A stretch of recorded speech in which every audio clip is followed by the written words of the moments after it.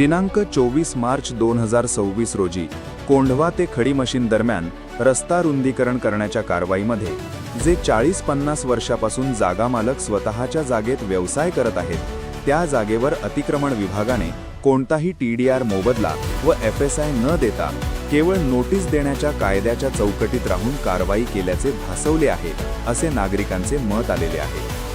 गेली 4 वर्ष महानगरपालिकेत नगरसेवक नव्हते, तेव्हा मात्र अधिकारी मलाई लाटण्यामध्ये दंग होते।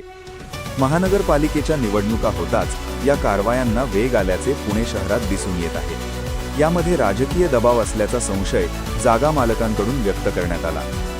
नागरिक रस्त्यासाठी जागा देण्यास तयार आहेत, परंतु महानगरपालिका त्या रस्त्यात गेलेल्या जागेचा कोणताही मोबदला द्यायला तयार नाही। या कारवाई विरुद्ध काही जागा मालक महानगरपालिकेविरुद्ध लवकरच जनहित याचिका दाखल करणार आहेत। सावरकर भवन येथे बसणारे उदय पाटील साहेब अतिक्रमण विभागाचे कर्मचारी ठराविक जागांवरच कारवाई करत आहेत। यात मोठी आर्थिक उलाढाल झाल्याची नागरिकांची खात्री झाली आहे।